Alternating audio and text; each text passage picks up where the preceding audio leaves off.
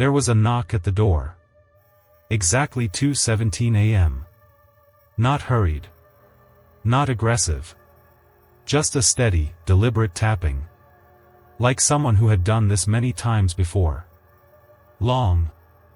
A Vietnamese traveler on a solo trip in Taiwan, woke up to the sound. Outside, rain pattered softly against the window. His room, room 9, was on the top floor of a small and tucked along the famous railway street in Shifen Old Town. There was no one else staying on this floor. No footsteps. No voices. Just the knocking. Long peered through the peephole. A man stood there. Silent, still, wearing a silver-gray suit. His hands folded neatly in front of him, as if waiting for a ritual to begin. He didn't speak. Didn't knock again. Just stood there, like it was something he was supposed to do. Long finally asked through the door. "Who are you looking for?" The man responded with a whisper, barely audible. "I left my wallet. I used to stay in this room. Let me in to get it." No name. No explanation. No urgency. Just that. Long didn't open the door. He waited. Listened. Eventually, the man walked away, or so it seemed. But when Long turned back to his desk, the cup of tea he had left earlier had moved. And that was only the first sign. It happened in a place you might have visited yourself. Or might one day visit, on a harmless little vacation. And what happened inside room 9 of that quiet little inn has never been fully explained. If you think you can always tell the difference between a person and something else, watch until the end. Because sometimes, the ones who knock in the middle of the night aren't asking for anything. They're simply repeating. Again. And again. Until someone finally opens the door. And the lanterns cast soft, hazy reflections on the wet stone paths. It wasn't a picturesque kind of beauty. More like an old film reel. Something faded, something remembered. Inside the reception, there was no bell chime. No humming air conditioner. Just an old wooden counter, a single dim light bulb. And a young man with glasses quietly writing in a ledger. Long asked slowly, in English. "Hi. Do you have any room available for tonight?" The receptionist looked up, offered a slight smile. Then replied, "Wait a second. I check for you." He flipped through a few pages, glanced up again. Only one room left. Room number 9. A bit old. Top floor. But okay for one night. Long shrugged. Traveling solo meant he didn't need much, just a place to sleep and a socket to charge his camera. His hand paused for a brief moment as he extended the key. As if he wanted to say something. But instead, he simply asked. "You stay, only tonight?" Long nodded. "Yes. Just tonight." The second floor was quiet. A long hallway with dark wooden floors, rooms numbered on either side. A few water-stained ink paintings hung along the walls. There were no other guests. No sounds of doors opening, no conversations, no footsteps. Except for Long's, and the soft creak of the old wood under every step. Room 9 was at the very end of the hall. Right next to a small window overlooking the bamboo forest behind the inn. The door had an old brass lock. The kind that clicks neatly when you turn the key. Long wrinkled his nose as he entered. There was a damp smell. Not overwhelming, but enough to feel unfamiliar. Like opening a room that hadn't been touched in days. The air was cold, thick, and oddly still. No fan. No air conditioning. Just a small window facing the back roof. Inside, a single wooden bed with white sheets. A low bamboo tea table, a single chair, and a coat hook on the wall. No TV. No phone. On the table sat a blue and white porcelain teapot and 2 cups. As if the room had been prepared for 2 people. Long chuckled to himself. Right. He placed his backpack on the chair and turned on the light. The warm glow made the room feel slightly more alive. He snapped a few photos to send to friends. Then lay back on the bed, listening to the rain tapping gently on the roof. There was something odd about the room. Nothing clearly wrong, but a kind of silence that didn't feel natural. Like the space had become too accustomed to being left alone. So much so, that it didn't want to be disturbed. Long closed his eyes. He didn't know that. Just as he turned his back to the door, a soft sound echoed faintly in the hallway. Click. Like a latch opening on one of the other doors. But this floor, he had been told, was empty. At some point, Long drifted off. The rain fell steadily, like a soft breathing. Wind slipped through the window cracks, brushing cold against his wrists and ankles. The room darkened. Only the small lamp in the corner remained, casting a pale streak of light on the wooden ceiling. It was so quiet. Long could hear his own heartbeat when he woke in the middle of the night. He opened his eyes. No idea what time it was. His phone lay face down on the desk. No clock in the room. But something felt wrong. The air was colder. Noticeably colder. Even though the window had been closed before he went to sleep. Long pulled the blanket tighter. But the cold wasn't on his skin. It was in the room. In the floorboards. In the walls. In the very breath he was taking in. The sensation of someone stepping past the edge of the bed. No footfall. No warmth. But certain. Certain. Long opened his eyes. No one. The room was the same. The door locked. The light still dim. No footsteps. No creaks. And yet, he could feel it. Something else was here. Something, unseen. He shot up, went to the door. Still locked from the inside. The window shut. Curtains still. He told himself he was just tired. Caught between sleep and waking. It had to be. He turned back to the desk, picked up his phone. And noticed something odd. The teacup he'd used earlier was no longer on the table. It was now sitting on the bamboo chair. By the door. Long froze. He didn't remember moving it. There was no reason to. Even stranger. There was still tea in the cup. Still warm. Like it had just been poured. He reached for it. Warm. Definitely warm. He looked around the room. Furniture. Walls.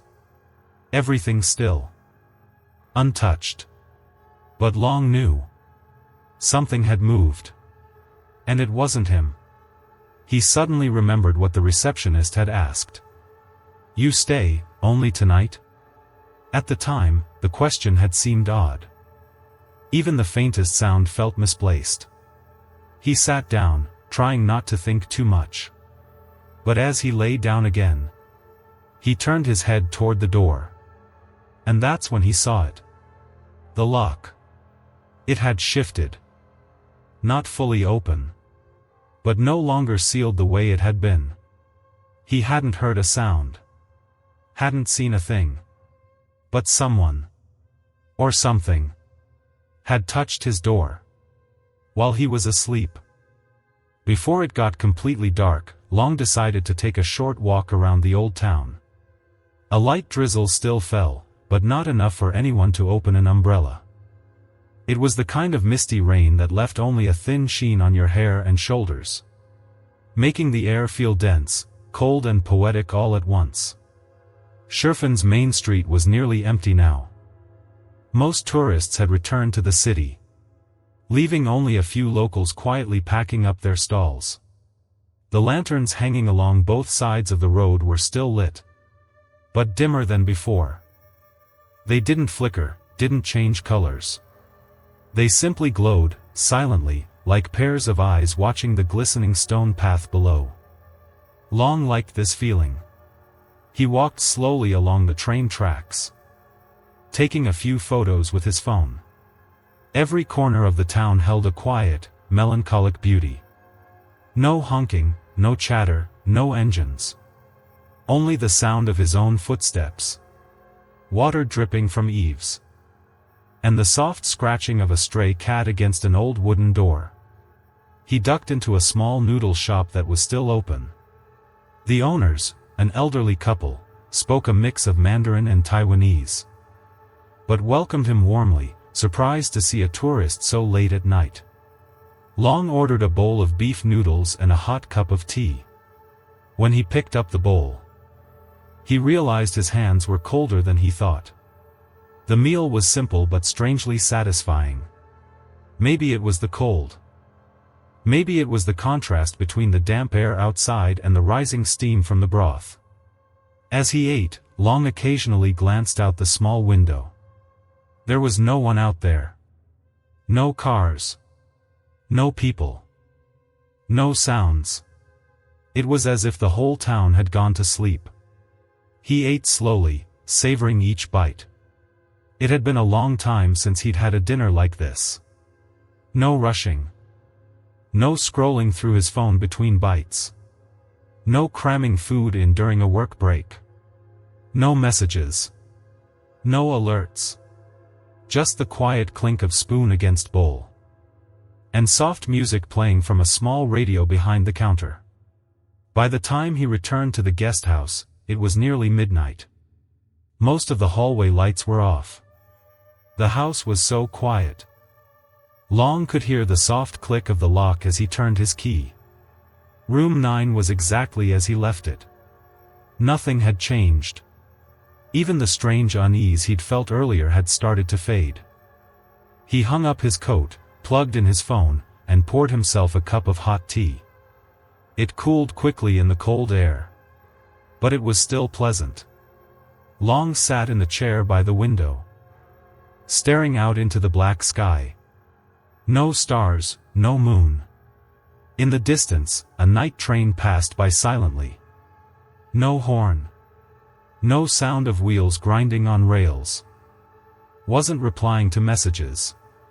Wasn't drowning in pressure. There was only silence. Pure and undisturbed. Like the quiet breath of the mountain surrounding this little town. Long stood. Drew the curtains, turned off the main light, leaving only the warm yellow glow of the bedside lamp. He got into bed, pulled the blanket up to his chest, set his phone next to the pillow. There was nothing else to do. Nothing to worry about. Just one night of sleep. Just one night. And in the morning, he would leave. Go back to the city, to the schedule, to reality. At least, that's what Long thought. Before falling into his first sleep in room 9. He didn't know how long he had been asleep. It wasn't a deep sleep. Uneasy and strange. He didn't dream. Even the usual white noise of night. Bugs, wood creaking, the subtle hum of an old house, was gone. Everything was still. So still. It felt unnatural. Like the room itself was holding its breath. And then he heard it. Knock, knock, knock. 3 knocks. Soft. Even. Slow. Long didn't move. His eyes wide open, staring at the ceiling. His mind still trying to catch up. But one thought rose to the surface. Someone is standing outside my door. A second round of knocking. Knock, knock, knock. Not loud. Not rushed. But deliberate, confident, or more precisely, familiar. Like the person knocking had done this before. Many times. At this exact time. Long sat up, slowly pulling the blanket off. The room was still dark, except for the narrow strip of yellow light pointing toward the door. He looked at his phone. 2:17 a.m. At that very moment. A third knock. Still 3 beats. Still slow. Just like before. But didn't turn it. Instead, he leaned forward and looked through the peephole. Someone was standing there. A man. Wearing a silver-gray suit. Collar high. Hands folded neatly in front of him. Posture straight, like he was waiting to be called. His face wasn't clear. The peephole was fogged slightly. And the hallway light outside was dim. But the shape. Very clear. He wasn't moving. Long took a deep breath. And spoke, voice low and hoarse. "Who's there?" No answer. A brief silence. Then the man replied. His voice low, calm, and strangely polite. "Sorry to bother you. I used to stay in this room. I left something behind. May I come in and get it?" Long frowned. The voice. Something about it felt rehearsed. Like he was reading lines from a script he'd memorized long ago. Each word, each pause. Even the drop at the end of the sentence. Didn't sound like someone truly speaking. He didn't answer. Just stood there. The man didn't knock again. He just stood. Still. Silent. And in that strange, lingering moment, Long knew. This man wasn't here to ask. He was here. To repeat. Long remained frozen inside the room, hands still gripping the doorknob. But he hadn't opened it. Outside, the man hadn't moved an inch. No more knocking. No more speaking. Just silence. Drawn out and heavy. As if time itself had frozen in the hallway. The feeling was strange. It wasn't fear in the usual sense, no panic, no sudden dread. It was colder. He backed away slowly and sat down at the edge of the bed. Eyes fixed on the door. A minute passed. Then 2. And finally. Footsteps. Not hurried, not fading into the distance. But slow, measured. Like someone turning away with precise, practiced steps. Steps that had been repeated for years. Long exhaled quietly. He waited. A few more minutes. No more knocking. No more motion outside.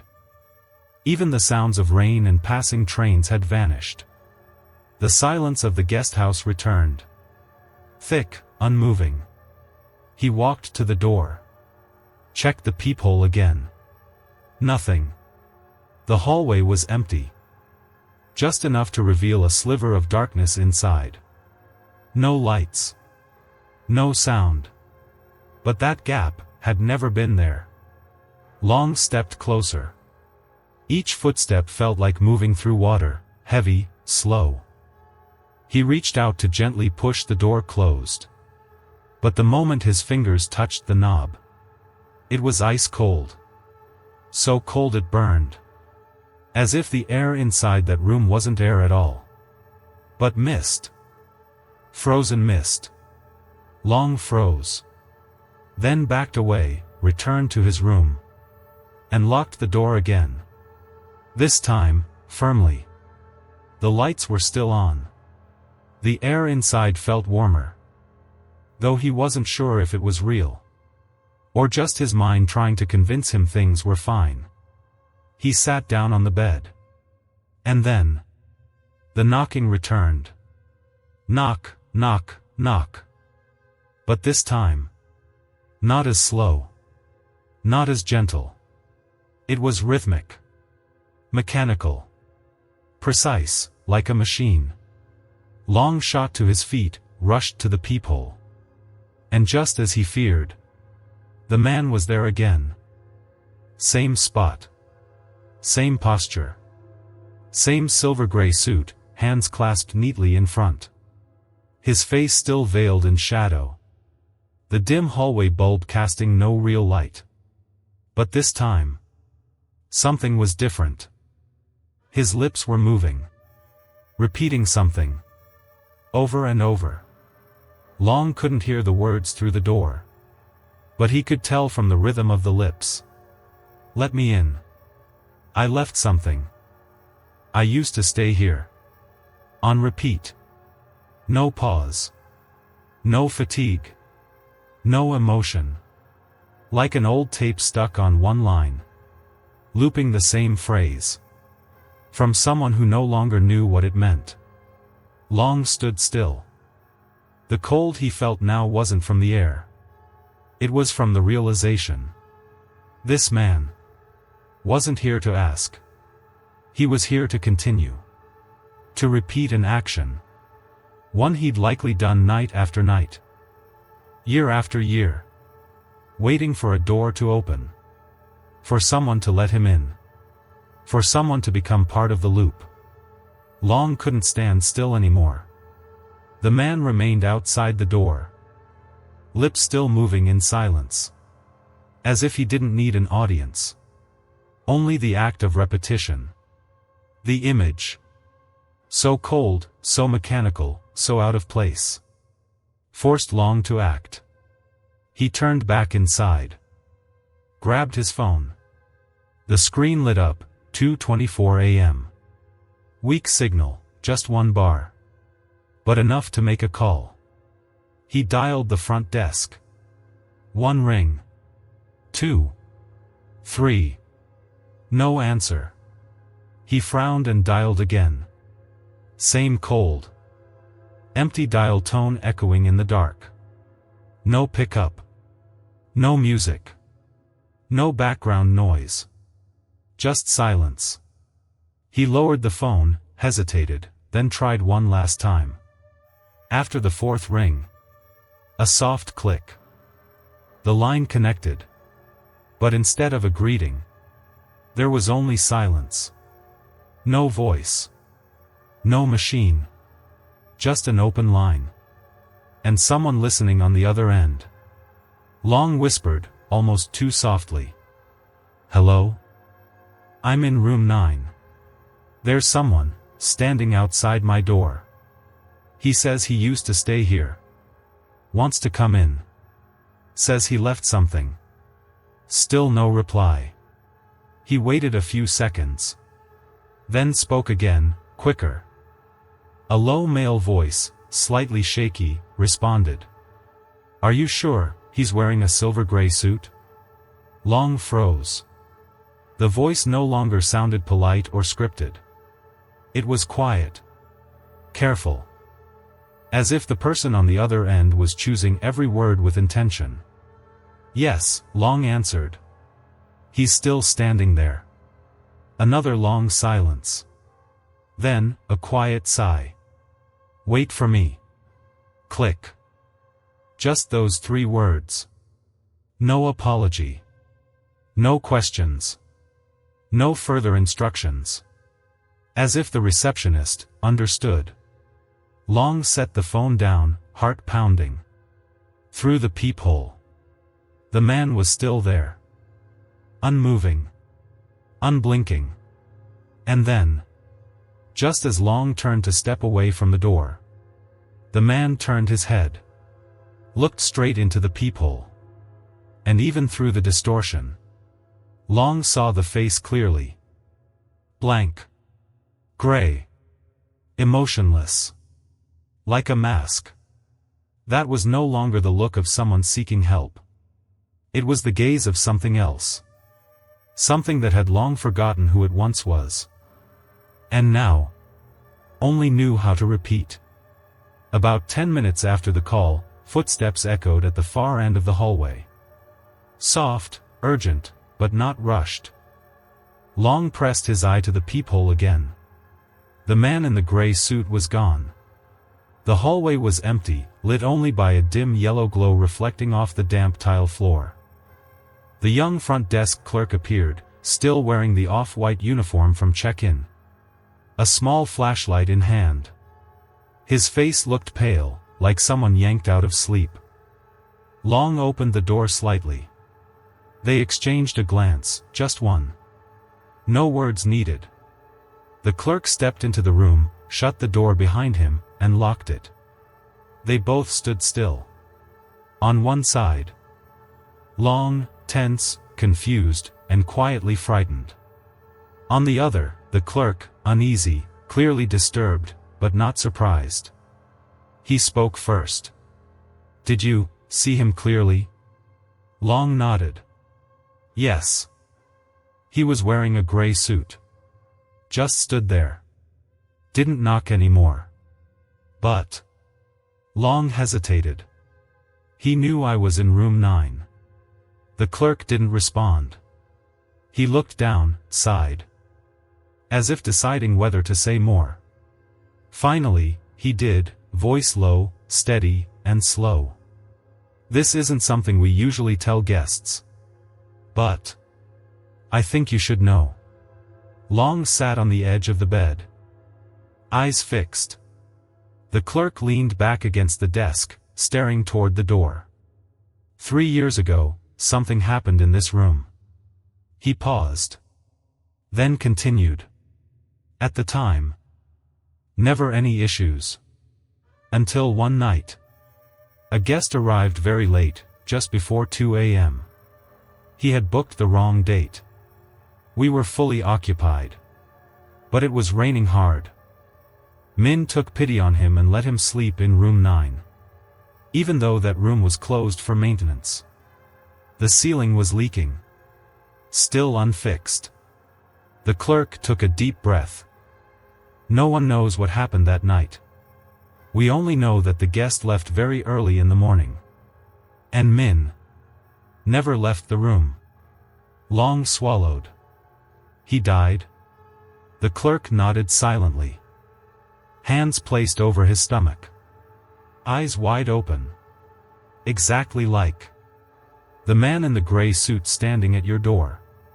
The air in the room turned heavy. The clerk looked Long in the eyes. And there's one more thing. You said the man wore a silver gray suit, right? Long nodded slowly. The clerk pointed to his uniform, white shirt, light blue trim. We changed our uniforms 2 years ago. But before that, our standard uniform was exactly what you described. A silver gray suit with a standing collar. He lowered his voice. No one wears that anymore. No one owns the old uniform. And no one is allowed on this floor during night shift. Unless. He didn't finish the sentence. But Long understood. Tonight. Whoever had come to room 9. Was not a guest.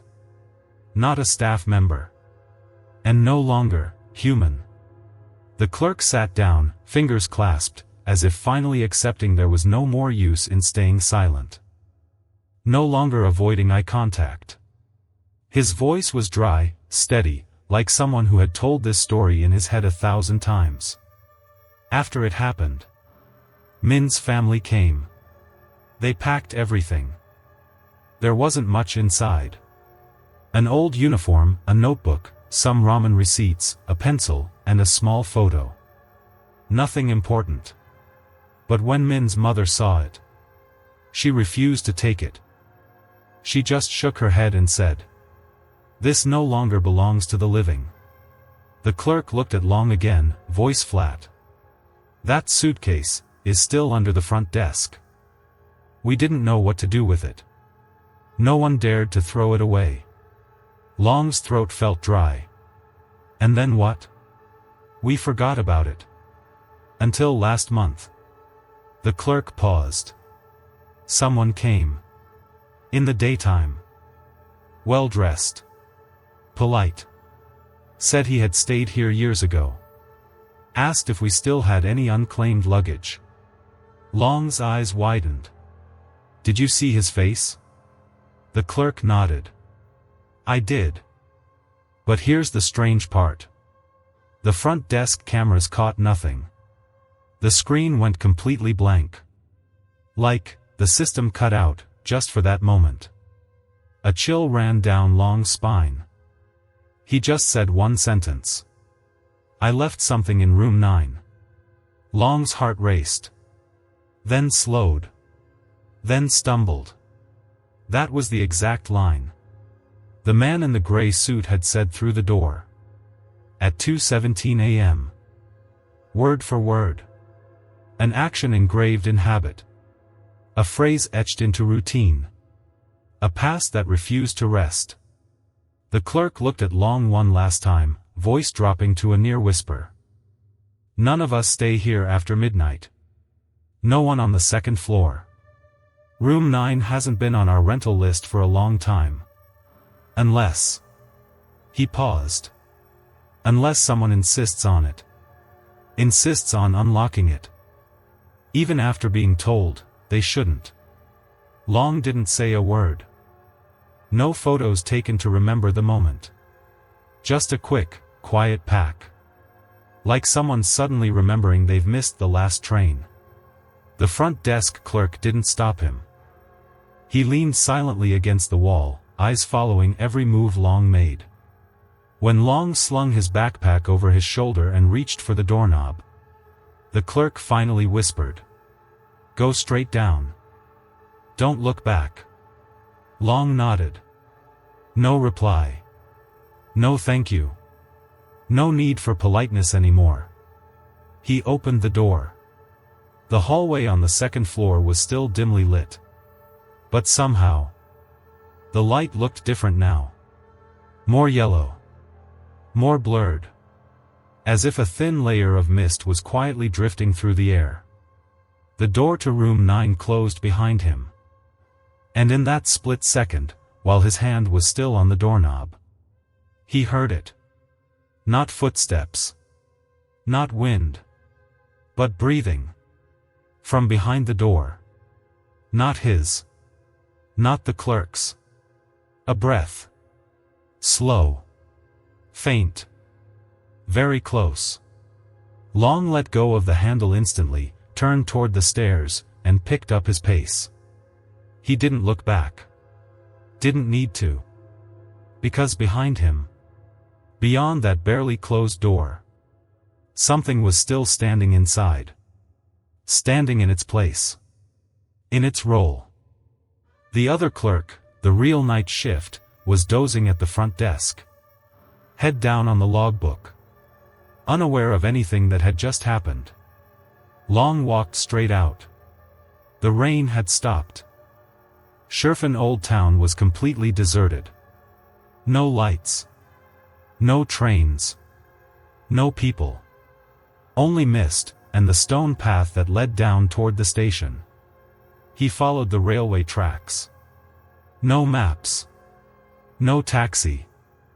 No need for Google. Just one goal. To get as far away as possible. And for the first time in his entire trip, Long realized. The quieter a place is, the more cautious you should be. Because not all stillness is meant for the living. And some rooms, no matter how harmless they seem, are simply loops waiting to be triggered again. Waiting for someone new to take their place. Long never returned to Shifen. Not that year. Not in the years after. Even when he saw posts about it in travel groups. Or romantic lantern videos on social media. He would quietly scroll past. No likes. No comments. No one needed to know. And he had no reason to tell. The backpack he brought home had everything intact. But there was one thing that puzzled him for months. The teacup. He remembered clearly. When he left the room, it was still sitting on the table. Not broken. Not packed. Just, left behind. But when he unpacked at home, there it was. Still whole. Still dry tea stains around the rim. No one could explain it. And Long no longer tried.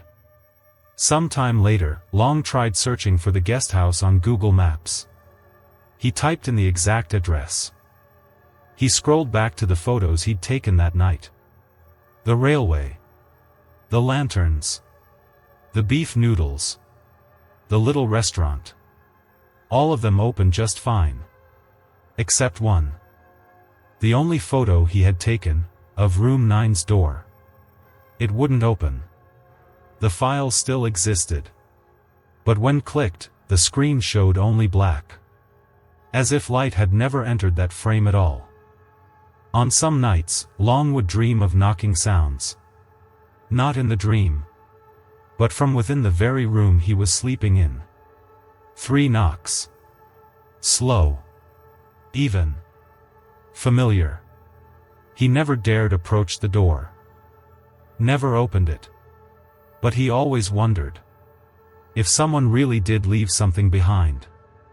Was it his responsibility to return it? Not money. Not papers. But a memory. A loop. A role that had never ended. Because the man in the gray suit. He didn't want to hurt anyone. He was just looking for a part of himself. That someone had taken away. A small mistake. A rainy night. A room no one ever cleaned up again. And since then, he had never found the way out. So if one rainy night, you find yourself in a hotel. The hall's dead quiet. And the clock ticking exactly 2:17 a.m. And if someone knocks. Slow. Polite. No rush. No force. And says they used to stay in this room, left something behind. Then remember. Not everyone standing at your door is still among the living. And not everything left behind is meant to be found again. If you've ever stayed in Shifen or heard a story like this, feel free to share in the comments below. And if not, just remember one thing. Not every door is meant to be opened. Especially at 2:17 a.m. If you've stayed with the story this far, I just want to say thank you. Thank you for walking with us.